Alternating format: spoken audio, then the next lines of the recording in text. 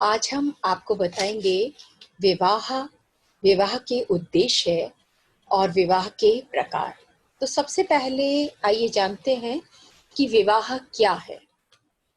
विवाह भारत की प्राचीन परंपरा में एक सामाजिक आवश्यकता मात्र न होकर धार्मिक यज्ञ है, कर्तव्य है और पवित्र ईश्वरीय बंधन है।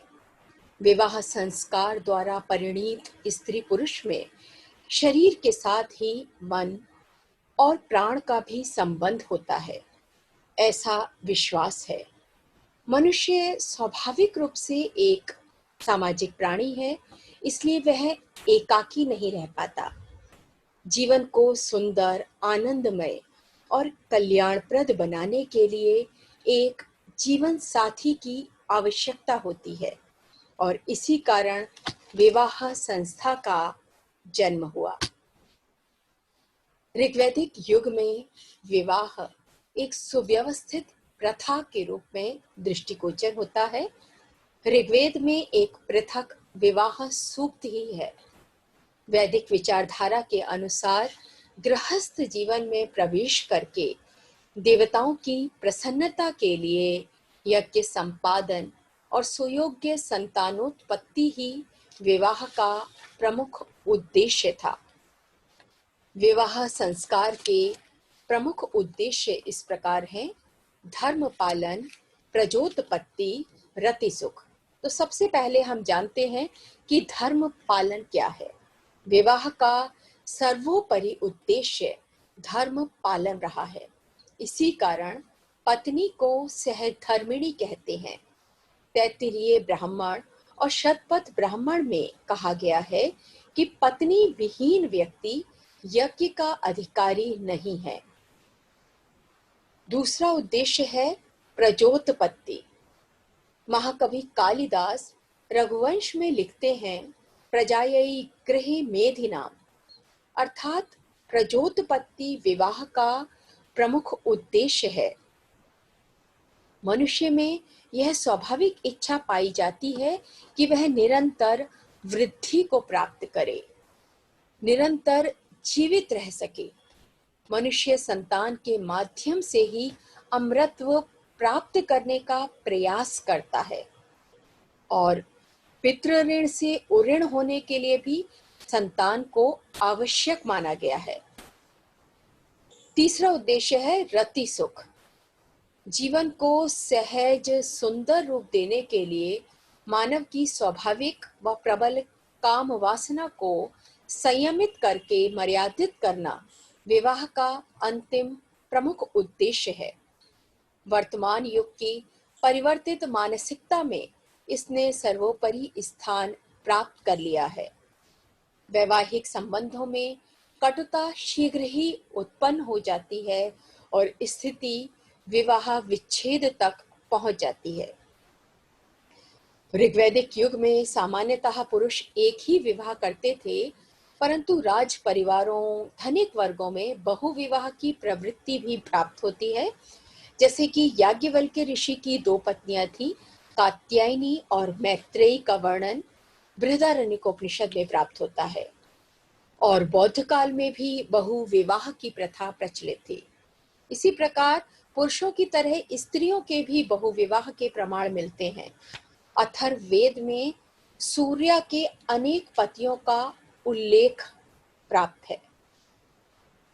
उपनिषदों में माता के नाम पर पाए जाने वाले ऋषियों के नाम सत्यकाम, जाबाल, इससे भी उस समय बहुपतिका स्त्रियों के संकेत प्राप्त होते हैं।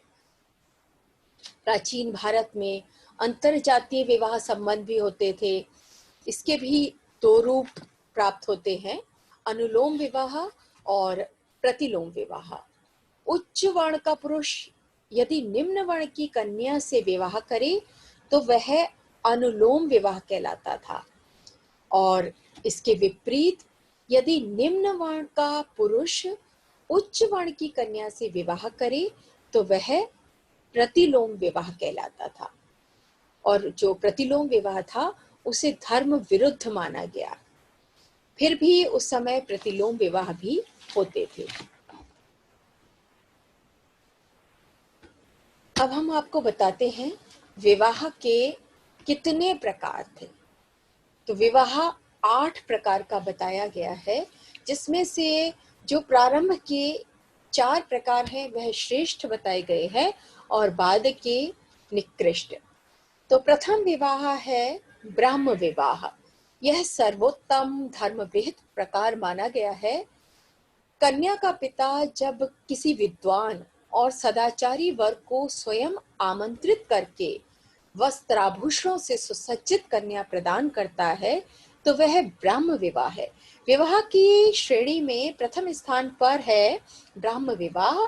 इसमें कन्या का पिता किसी भी सदाचारी विद्वान को स्वयं आमंत्रित करता है और अपनी कन्या को वस्त्र अलंकारों आभूषणों आदि से सुसज्जित करके अपनी कन्या देता है, तो वह विवाह का प्रकार कहलाया ब्रह्म विवाह।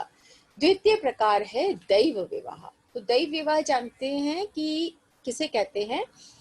यज्ञ कर्म करते हुए ऋत्विक को जब वस्त्र आभूषणों से सज्जित कन्या दी जाती थी तो उसे दैव विवाह कहते थे। कोई ऋत्विक जो कि यज्ञ कर्म कर रहा है, उसको जब कन्या का पिता वस्त्र आभूषणों से सज्जित करके अपनी कन्या देता था, वह विवाह का प्रकार कहलाया दैव विवाह। और इस विवाह की कोटि में विवाह आता है च्यवन ऋषि और सुकन्या का विवाह दैव विवाह के अंतर्गत आता है। तृतीय विवाह का प्रकार है आर्ष विवाह। तो विवाह के इच्छुक ऋषि से एक गाय, एक बैल या फिर एक जोड़ा बैल लेकर उसको विधि पूर्वक कन्या प्रदान करना आर्ष विवाह है। इसमें क्या होता है कि जो ऋषि है, विवाह का इच्छुक ऋषि है, उस वर से, उस ऋषि से एक गाय, एक बैल या एक जोड़ा बैल लेकर जब विधि पूर्वक कन्या उसे दे दी जाती है तो वह विवाह का प्रकार कहलाया आर्ष विवाह। और इस विवाह की श्रेणी के अंतर्गत आता है अगस्त ऋषि और लोपामुद्रा का विवाह। अगस्त ऋषि और लोपामुद्रा का विवाह आर्ष विवाह के अंतर्गत आता है। चौथा प्रकार है प्राजापत्य विवाह। तो प्राजापत्य विवाह क्या होता है कि जब कन्या का पिता वर की पूजा करके उसे यह कहकर कि तुम दोनों मिलकर धर्माचरण करो, अपनी कन्या दान करता है, तो वह विवाह कहलाता है प्राजापत्य विवाह। कन्या का पिता वर की पूजा करके यह कहकर कि तुम दोनों मिलकर धर्माचरण करो, अपनी कन्या का दान करता है, वह प्राजापत्य विवाह कहलाता है। पांचवा विवाह का प्रकार है आसुर विवाह।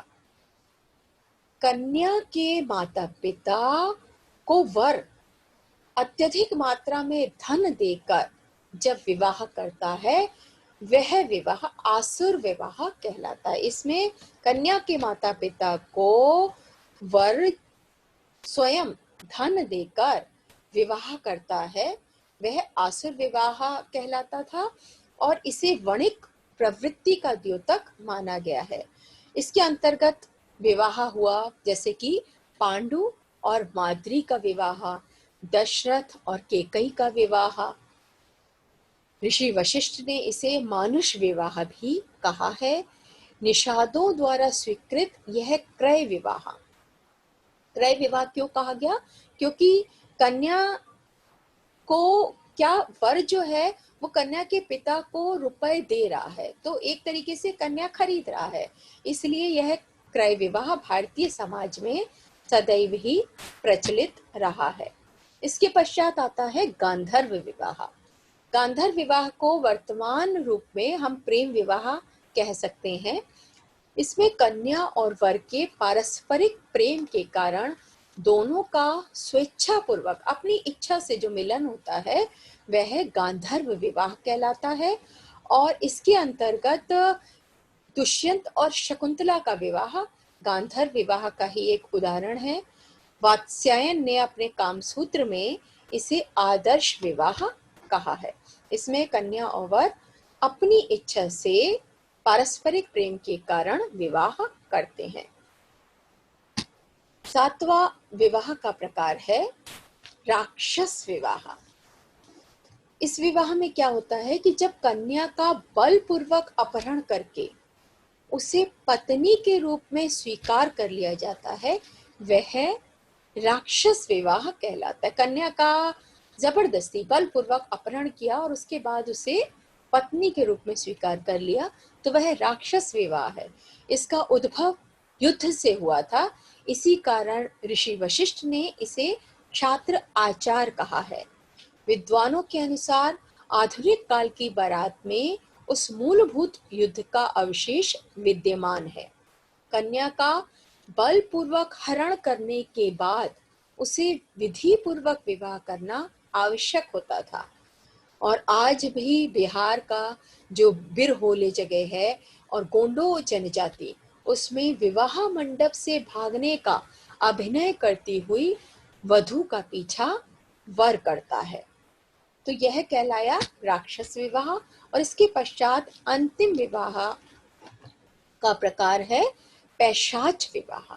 तो पैशाच विवाह क्या होता है कि जब पुरुष काम वासना की पूर्ति के लिए सुप्त और उन्मत्त, सोती हुई या उन्मत्त बेहोशी में स्थित कन्या को जबरदस्ती अपनाता है, तो वह पैशाच विवाह कहलाता है। याज्ञवल्क्य ऋषि ने छल कपट द्वारा किए जाने वाले विवाह की श्रेणी में इसे रखा है और यह सबसे सर्वाधिक असभ्य और बर्बरतापूर्ण प्रकार बताया गया है। संभवतः आदिम युग में पश्चिमोत्तर भारत की पिशाच जाति में इसका प्रचलन था और बाद में इसे अमान्य घोषित कर दिया गया। तो आज हमने आपको सर्वप्रथम विवाह क्या होता है यह बताया। इसके पश्चात विवाह के प्रमुख उद्देश्य बताए, जिसके अंतर्गत धर्म पालन, प्रजोत्पत्ति और रति सुख, ये प्रमुख उद्देश्य बताए।